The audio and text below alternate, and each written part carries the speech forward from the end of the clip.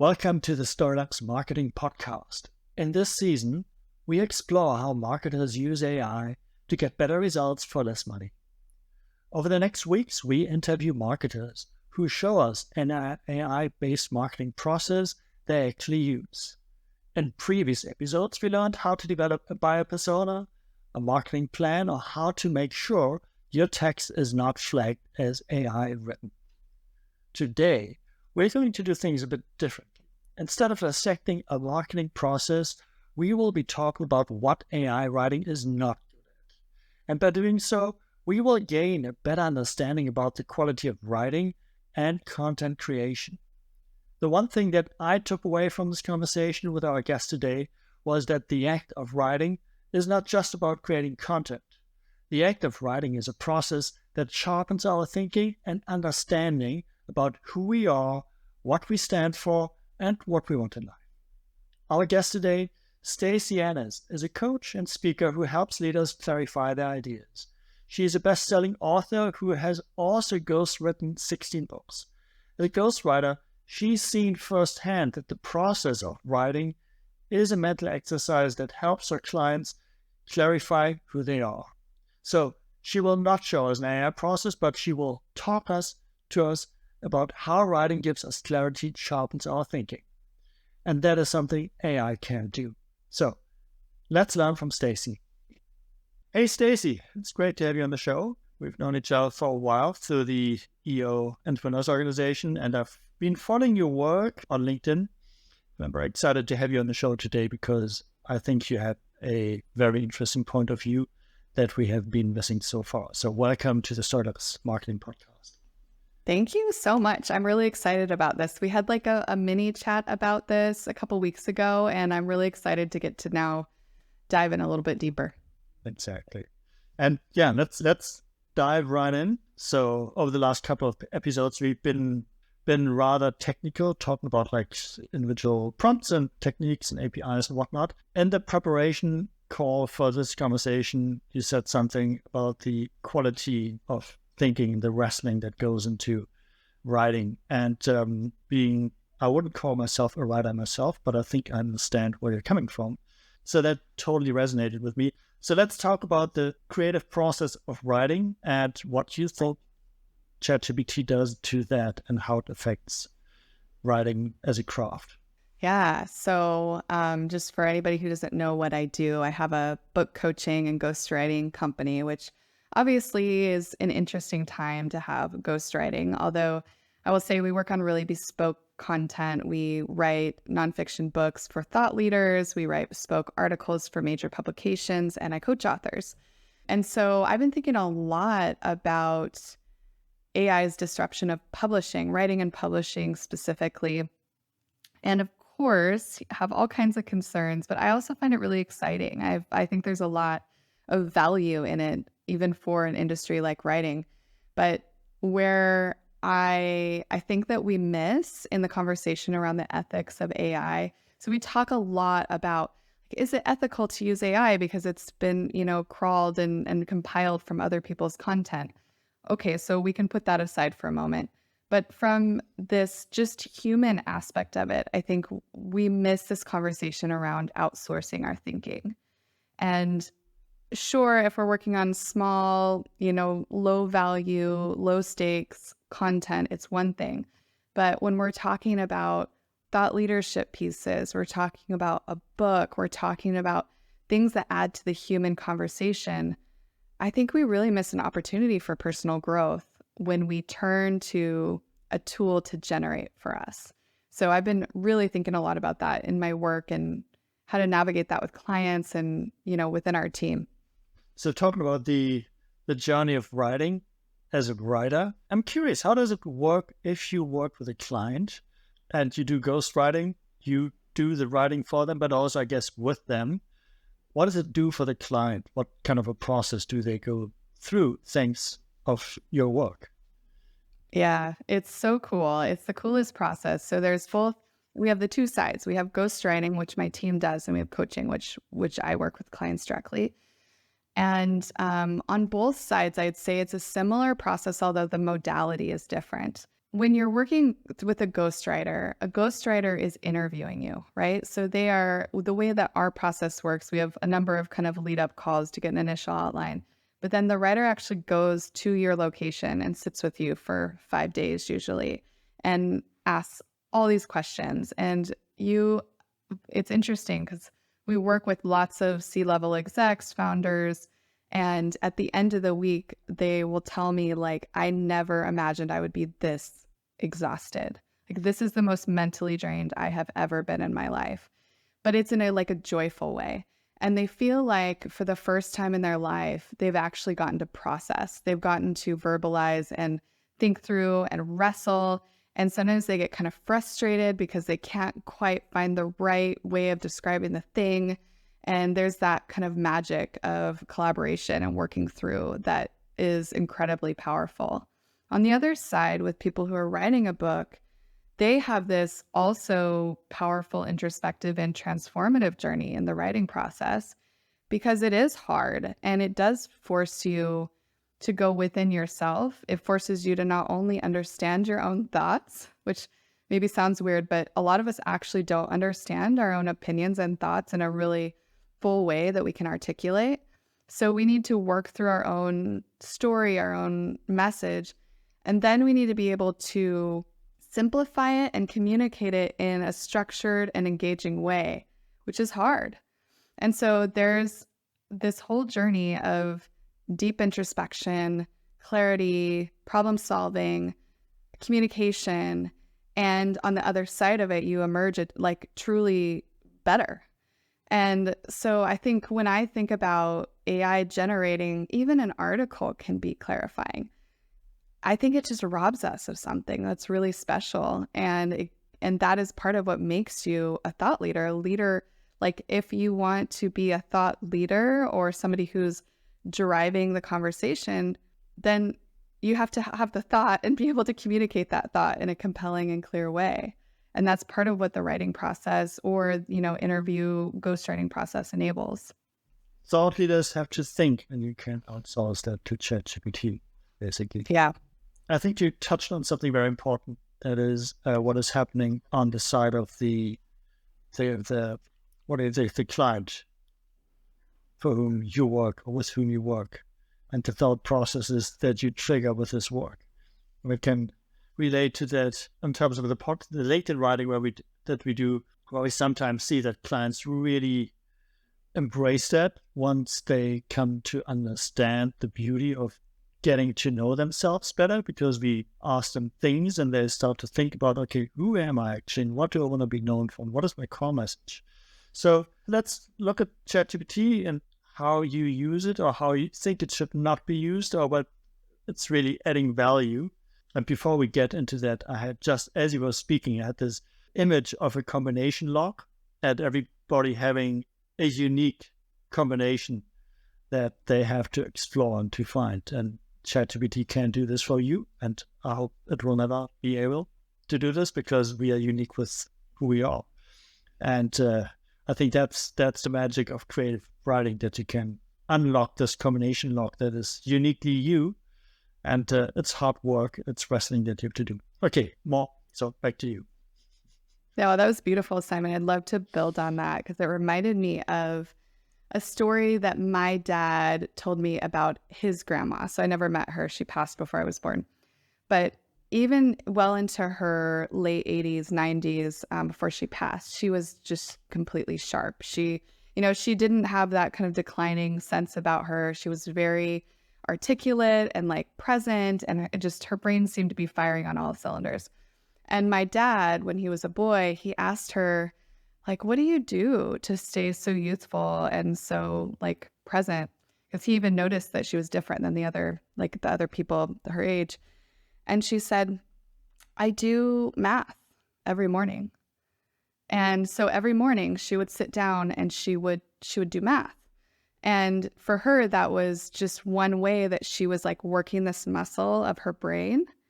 And so to your point, there's this unique part within us, and to fully realize our potential, we have to unlock that to unlock that, we also have to work this muscle, and we have to develop that muscle, and we have to keep it sharp. So I think there's so much depth there that gets missed with like the excitement and the flashiness of newish, it's more like now publicly new technology, right? It's easy to lose that and forget about that part of it.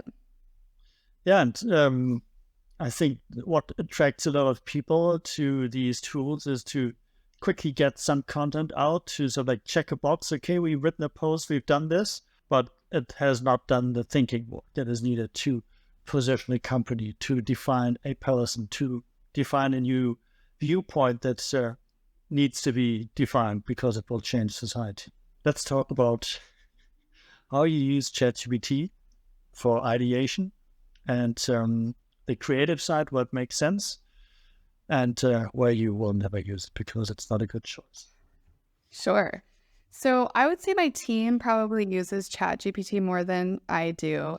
I actually was thinking about, I've had this in my mind to put ChatGPT and me up against each other to write on a prompt, because I'm an incredibly fast writer, and I actually don't feel like ChatGPT is that useful for me, even in content generation, because this is what I've been doing forever.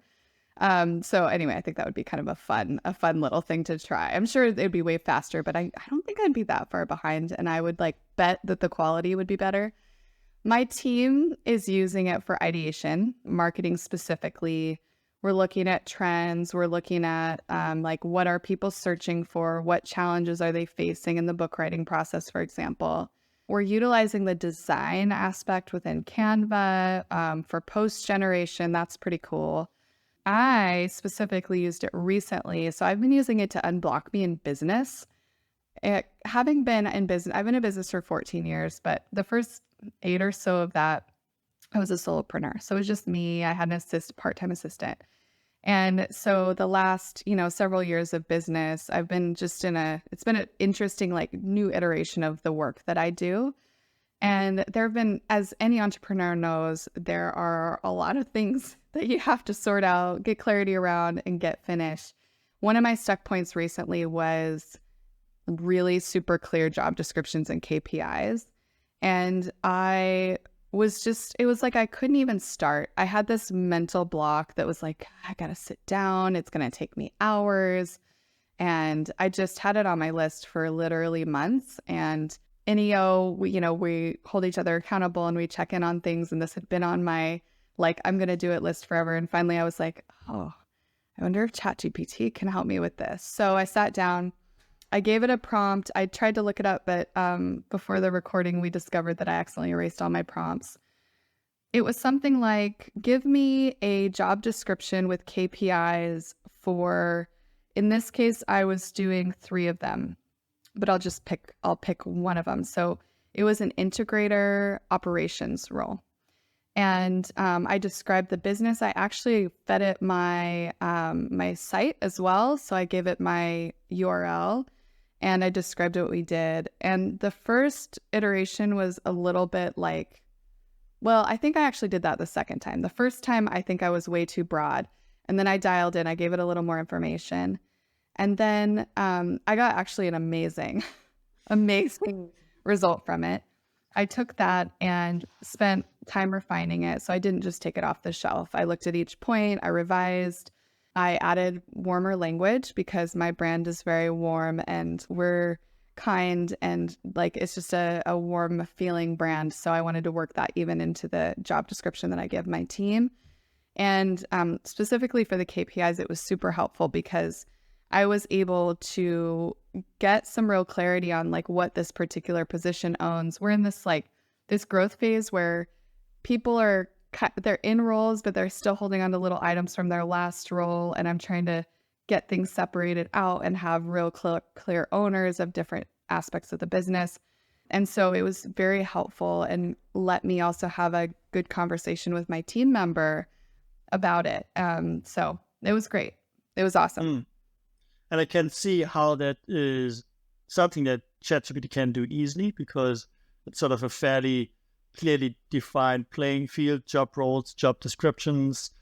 Maybe, you alluded to the integrator, which is a term from EOS. the entrepreneur operating system. So it's sort of like defined roles that exist. And I think it's easy to navigate within a landscape that you know. And that is probably less creative writing than writing a book or an article, which is sort of out of that. And suddenly you have to be creative. So I think, to your point, it's a great example for a creative, a non-creative writing job that can be made so much easier by probably giving you some ideas and sort of like directions. And it's, I mean, I think the difference with creative writing is you basically know what you need in this role and this person, but it's a different thing to put that into words. And often I think with creative writing, it's a matter of exploring the unexplored that you are trying to do to understand this idea that you have sort of not really formulated. Yeah, I agree with that. And it did get me unstuck, which was the goal. The other thing is I fed it one of my other job descriptions that I had already spent a lot of time on. I'd worked with a HR consultant. I'd run it through gendered language to make sure it was equitable and other equity measures. And so I gave it that and I asked for KPIs. So that was helpful too, because then it got me started on defining my own KPIs. And then I also used it for some salary research. I checked it myself too, but because I'm in Portugal and I was hiring another role that was just for my family.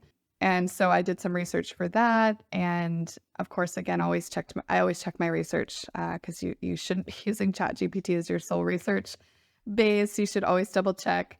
But it was very, very helpful and at least gave me a range that I was like, okay, I got that information. I can move on. So that's been really, really helpful too.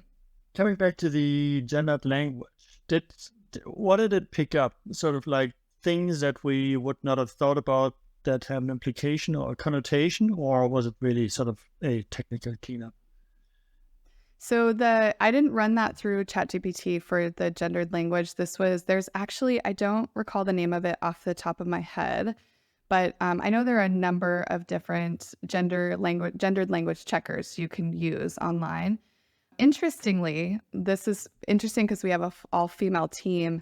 My job post was very masculine. And so I was using a lot of language that would be more attractive to a man, which is fine. Like, I'm happy to interview men. It's not that we don't also, love men, but we just happen to have a female team. So I was expecting when the consultant told me she was going to run it through, I'm like, this is totally feminine. I'm sure I'm going to have to change it up.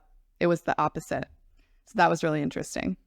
So you actually checked the sort of temperature, like the like how it would be perceived by different readers, and then it gave you feedback on what it thinks people would. Yeah.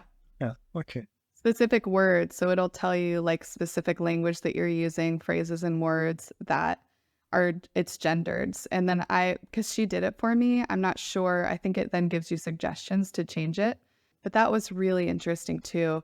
And back to ChatGPT, I think, I'm sure you've had conversations about this too, but ChatGPT most experts agree, it's a very colonized and it comes from colonized language. So if you're using ChatGPT to generate something, you have to be mindful that it doesn't follow the equitable standards that most people would consider for a job posting, for example. So I was really mindful of that when I created the job description. And some of the other pieces, it's just an important thing to keep in mind when using generative AI or really any AI. The bias that we don't see because we are part of the bias. Yes, exactly. Yes, the unconscious bias. Yes. So you've given great examples of, I was about to say simple tasks, but sort of like more concrete tasks. Let's talk about the creative things where you use it as a thinking tool or as an ideation tool. How do you work in areas where we explore the unexplored with writing and creative writing? Yeah, I would say for actual writing generation, we don't really use it that much, but we do use it for strategy and sometimes for planning. So as an example, we have a number of clients that work with us on an annual retainer.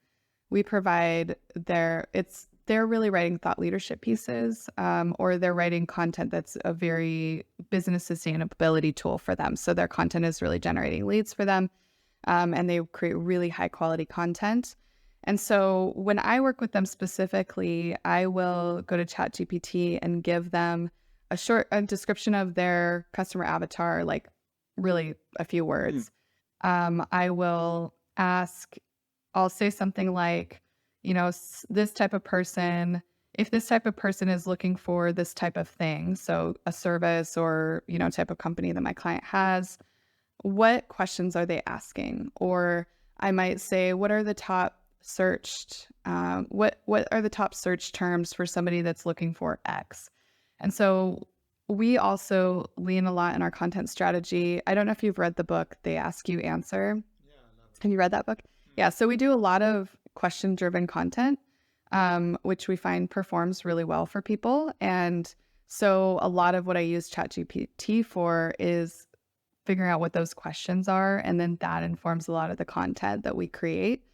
Sometimes I have asked for article descriptions. So I've asked for article ideas, article titles, and then I'll ask it to give me descriptions for some of those articles. And so it'll give me like a little paragraph describing what the article would contain. And then we'll bring that to our strategy session. And then we will use that as a bouncing off point for the specifics of that client and what they want to achieve with their content. So it's really useful in that way. Coming back to the book, Marcus Sheridan, They Ask You Answer, was one of the books that really opened my eyes. So to take that example, you would ask ChatGPT what are people asking about building a pool, because that is the right from of the author. For everybody who doesn't know the book, I think he ran a pool business. They wanted to do better content, and then one day they started just capturing the questions clients or customers ask on a daily basis. And they did tons of videos on that and banal stuff, we would say, because it's like, okay, is a concrete pool better than what is the plastic they use? Or stuff like all these things that you ask in sales conversations. They basically just took the questions that people asked in the sales process and turned that into blog posts and then YouTube videos. And Google loved that. And so he turned that into a whole marketing framework called They Ask You Answer. And coming back to this context here, so you would ask ChatGPT, okay, what are typical things that pool buyers ask when they want to buy a pool? And then ChatGPT would say, okay, they want to know, is concrete better than plastic? Stuff like that. Or yeah, exactly. And sometimes I'll actually ask, what questions would people ask about, this thing? But I feed it a lot. I try to be really thoughtful in like the information that I give to ChatGPT and really shaping like what I actually want from that prompt. I'm sure you've had many conversations about this, but the prompt is so important to be able to get a quality response that's actually helpful for you.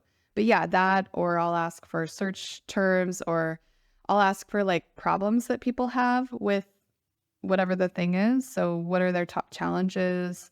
Those types of things that then give us ideas for what to create content around. And we do that within I have a huge content ecosystem that I create on my own as well: podcast, blog, email newsletter, social media. And we use it for that too, to help us generate ideas for our own content. It's so funny because I feel like we're going backwards actually, because in order to have good prompts, we need to be able to write, and we need to know what we want to get out of this whole thing. And I think that's the biggest challenge. If we don't know what we really want to get out of something, then it's really hard to get anything of quality. And yes, we can fill a page that looks like it's full, but it's probably not going to give us what we want because we didn't really know what we wanted in the first place. Mm-hmm.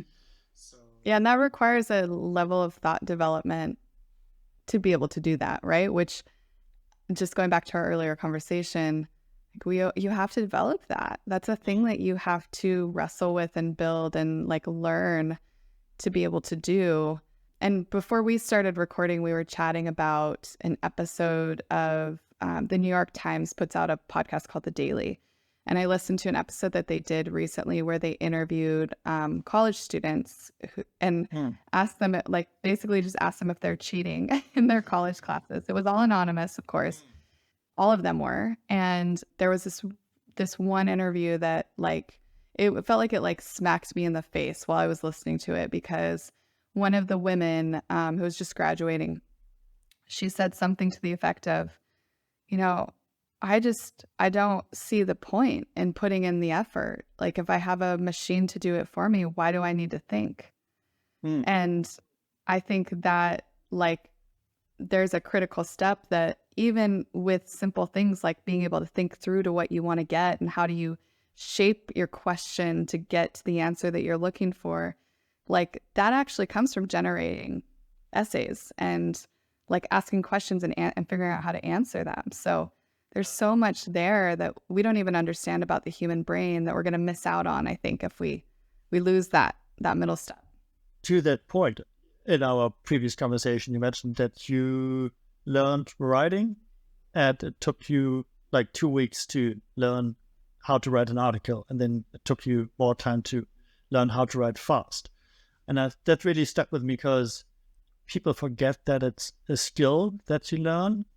And you can only work with something that you have understood how it works. So if you don't learn how to write and you just get a written piece, how are you going to evaluate the piece, understand the scope and the depth of the piece? Because if you can't write, yes, you can read it, maybe you can sort of like understand it, but you can't really understand it, if you know what I mean. Yeah, you don't even have the editing capability of being able to assess whether it's even any good to begin with.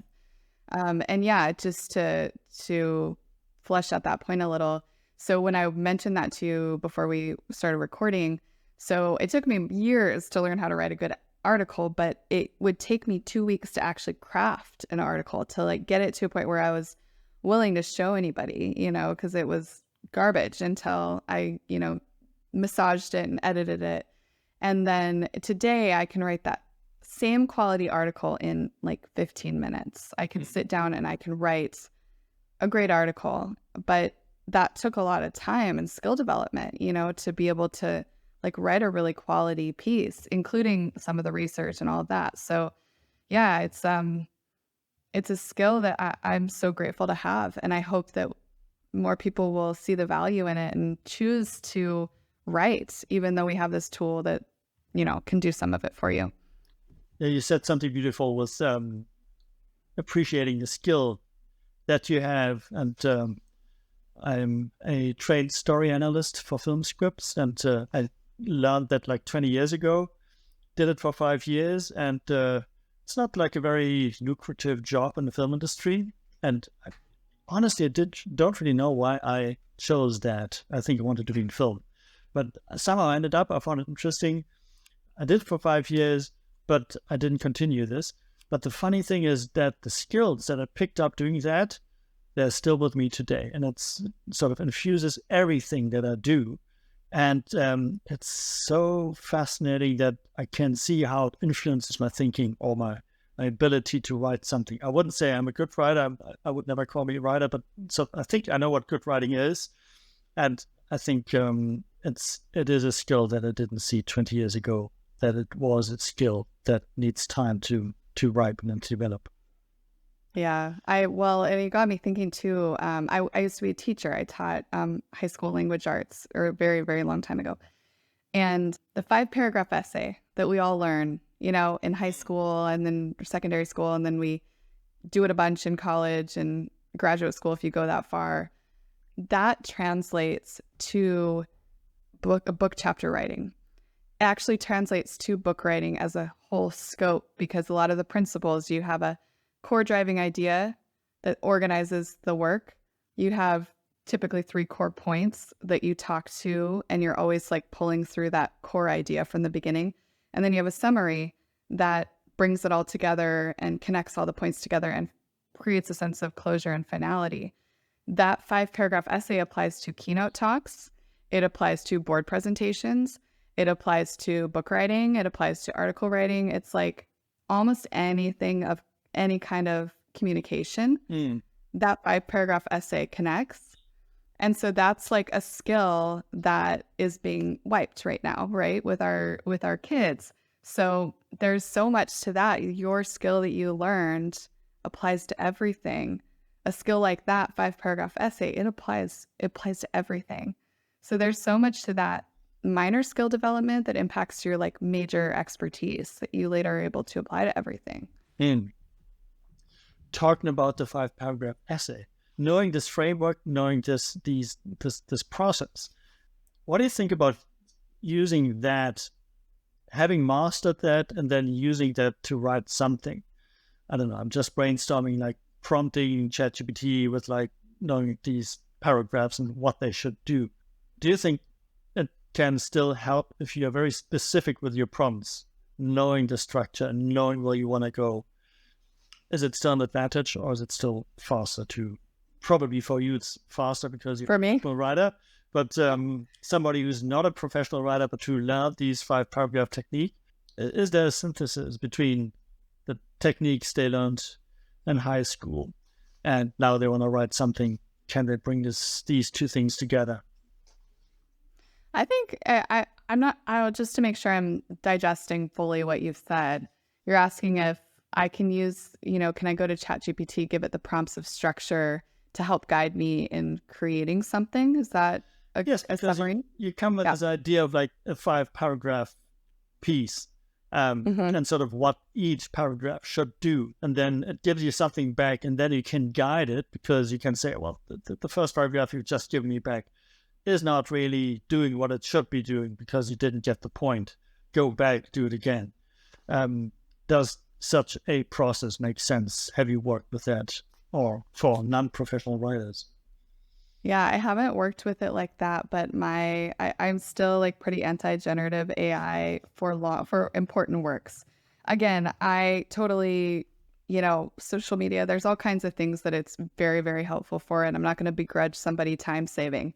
But if it's like a key content piece, like they want to write a thought leadership piece for a publication, or they're trying to sort through their ideas because they want to give keynotes or lead workshops or other pieces, I think ChatGPT might be super helpful in helping understand how to structure. Like, give me I could see a prompt like, break down a viral essay for me in structure. That would be really interesting. I'm sure it could provide, in this, I would give it specifics on like the genre, like the industry that you're working within, the type of publication, the type of reader. I would give it a lot of specifics, but something like that could be a super interesting learning piece. What I had to do to learn how to write a great article is I actually analyzed articles and I diagrammed them out physically with like boxes and arrows and stuff.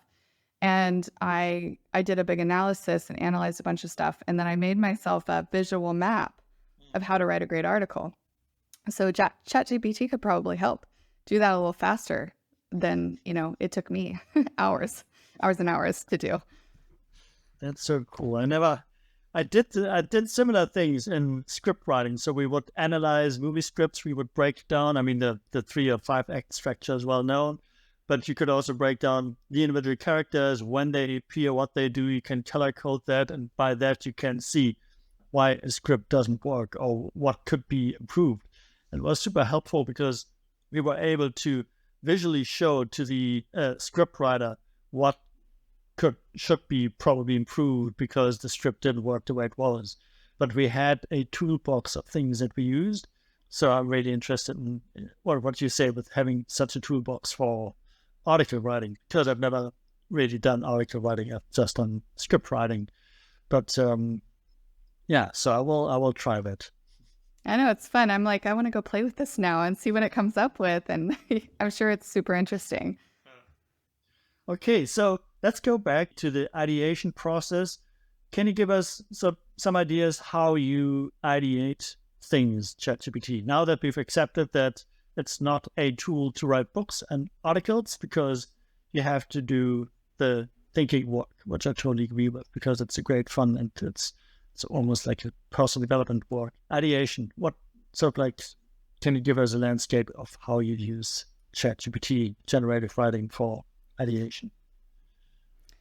I mean, it's similar to what I talked about before with We really don't use it for generative. We don't use generative AI for our content or the content that we advise on. And I'm actually adding an AI clause to my contracts right now for our clients because it's something that is really sticky legally. So, and I just ethically, I want to maintain that line with the work that I do. But we use it for ideation. I know my marketing person uses it a lot for, ideas for social media content. We certainly would, use it for funnel ideation, like if we're putting together a funnel, sales funnel, or campaign launch. I have so many things that we have and will continue to use it for, but it's not, I would say it's like very high level ideation. We don't usually use it really granularly. We use it as it's like a trampoline, we like bounce on it and then we go and, we take the rest of the flight on our own. But it's been very, very useful for that from a creative perspective. It's very helpful for us in our strategy and ideation for content and that sort of thing with good prompts, always with good prompts. I love the image of the trampoline. I think it's the perfect closing image for the conversation with you. And I really appreciate your thoughts that are quite, I wouldn't say contrary, but unique. And you have given me hope by gaining a new perspective on the future of writing impacted by generative AI.